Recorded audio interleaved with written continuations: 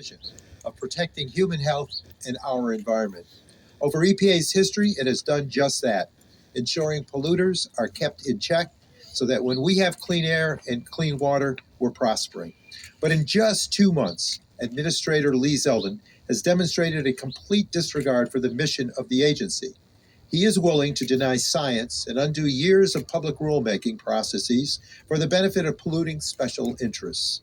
Simply put, Zeldin is targeting environmental protections that will save lives. These protections lower Americans' healthcare costs and have resulted in fewer hospital visits and missed days of school and work. And each of these rules has a net benefit to our economy and our society.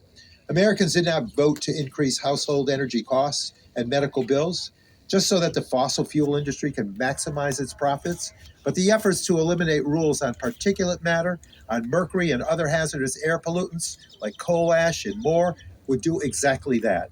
And since launching this polluter first agenda, things have only gotten worse. EPA set up a process where regulated entities could request an exemption to hazardous air pollutant rules simply by sending a form email. And yesterday, President Trump decided that even sending a single email was too onerous, granting exemptions to coal power plants for limits on their mercury pollution. Most egregious of all was when Administrator Zeldin said he would, and I quote, leave the science to the scientists.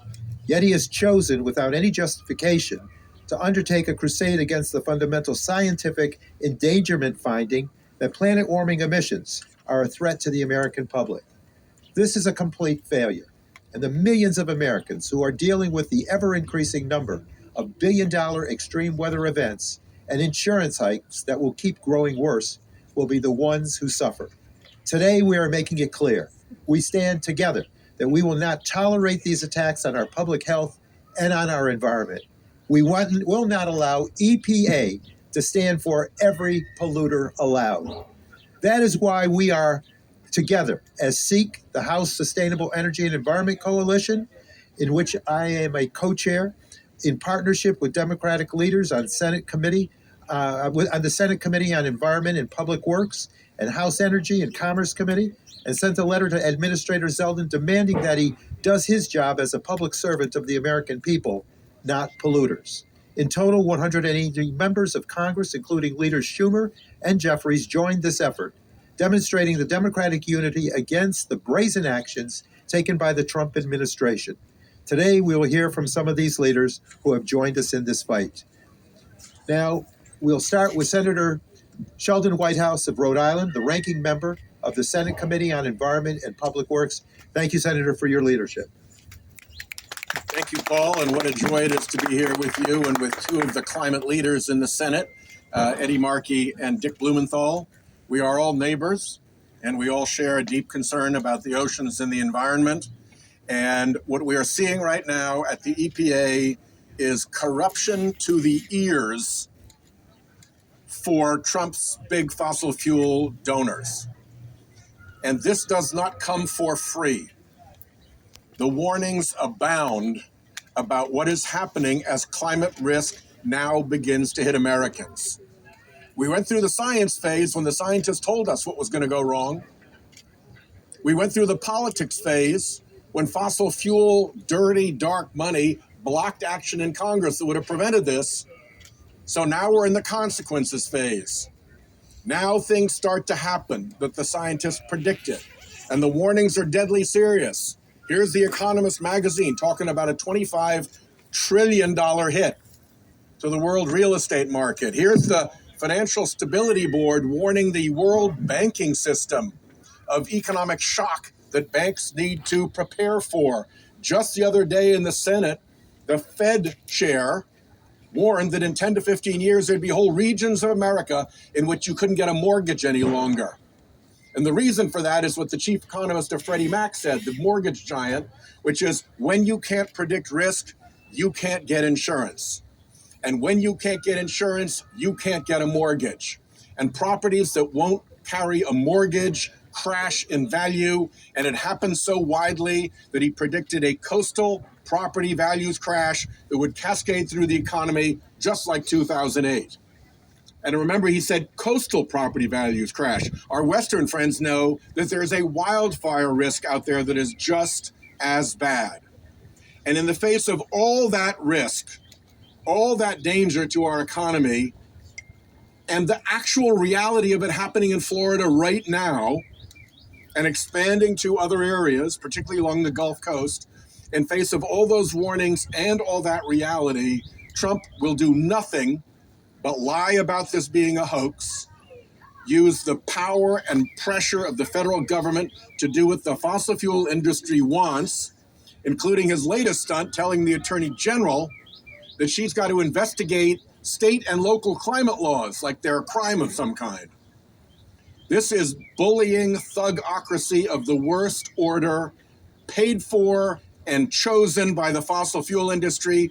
If you ever thought that the fossil fuel industry had a soul, take a look at the behavior they're demanding of Trump and his stooges now, and you will correct that presumption. So we've got a fight on our hands, and we're going to see it through to the end, because this matters a lot to the American economy and to the American people, and lies in the end won't work. Reality wins against lies sooner or later. Paul, thank you. You're welcome, and thank you for being such a bold voice. Thank you for your leadership. Next, we have Senator Ed Markey of Massachusetts. I was able to join with him when he had his protests over at DOJ's takeover of EPA. We were not allowed to hook up, but the senator made every effort. So, Senator Markey, thank you. Thank you so much. Thank you, Paul. Thanks for your great leadership. And Sheldon and Dick and Brian from the House, and to all of my, from the Senate, all my House colleagues as well. Thank you all. We're at the most important point in global history in terms of the fight against climate change. Because Donald Trump, in return for receiving hundreds of millions of dollars from the oil and gas and coal industry, is promising to roll back the restrictions on emissions coming up from oil, gas, and coal, while trying to kill every single new clean energy technology in the United States. The plan is clear. It is oh so obvious what he is doing. This is a pay for play. Thanks, Senator. The more money he got from the fossil fuel industry is the more these clean energy technologies must die. What is the evidence? Zeldin at the EPA has turned that agency into a wholly owned subsidiary of the oil, gas, and coal industry. They have now announced the rollback of 30 regulations that protect ordinary citizens of our country against pollution that harms them and their families. They've announced an attempt to roll back Massachusetts versus EPA, the most important environmental decision in the history of the planet, in order to ensure that they strip away the power to increase fuel economy standards, to put controls on pollution coming out of fossil fuel electrical generating plants across the country.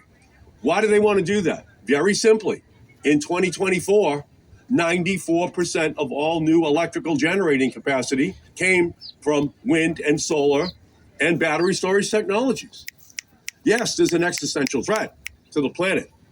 That's not what Trump cares about. He cares about the existential threat to the bottom line of the oil, gas, and coal industry, that the wind and solar and battery industry, that the all-electric vehicle and plug-in hybrid industry are now posing to the oil and gas industries in our country. That's what this is all about. And to put the cherry on top of the sundae, Chris Van Hollen and I were able to put a $20 billion green bank into the most important climate bill in history that Joe Biden signed in 2022, that McKinsey says is going to unleash $250 billion worth of private sector investment over the next 10 years. That's a direct threat to all of the fossil fuel buddies, to the BFFs of Donald Trump and Lee Zeldin. Let's be honest. That's what it's all about. It's all about the green, but it's green bucks, greenbacks, not green energy technology. So we're going to fight them every single step of the way. They are definitely on the payroll of the oil, gas, and coal industry. Let's make no mistake about it. And they are going to try to destroy the future of every child in this nation. We are here to represent that Green New Deal generation that has risen up and is demanding change, demanding protections.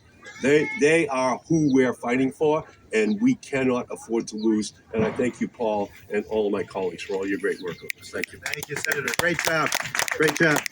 Congressman Frank Pallone, who is the leading voice for the Democratic caucus in the House of Representatives as the ranker of the full committee on energy and commerce, had a conflict, but he signed on to the letter. He wished he could be here today and is a strong proponent of the actions we're taking. Next, we're going to hear from Senator Richard Blumenthal of Connecticut, who again is another strong voice in this effort to address climate in our country, in the world. Thank you. I'm really proud to stand with my Senate colleagues who are champions of environmental activism, and to our House colleagues, thank you for being here. To Representative Pallone and my colleague, Senator Whitehouse, for leading this letter, very important. I urge Lee Zeldin to take a page from his boss's book on tariffs. Donald Trump capitulated to reality. Lee Zeldin ought to do the same on reality. He ought to roll back and reverse course before it is too late. These rollbacks in rules will be catastrophic to our air, water, and open space. But most important, people will die. Kids will be sick.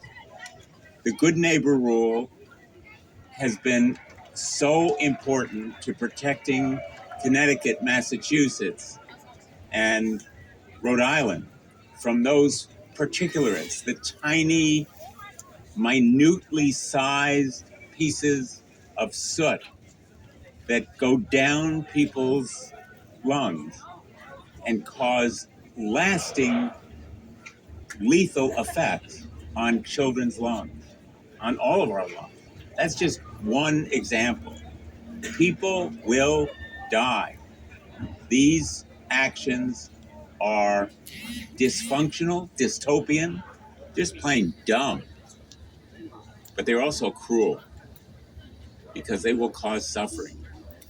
We will lose something precious in our environment, in the water and air that sometimes we take for granted, but we're going to lose lives as well. And so I urge Lee Zeldin to reverse these rollbacks.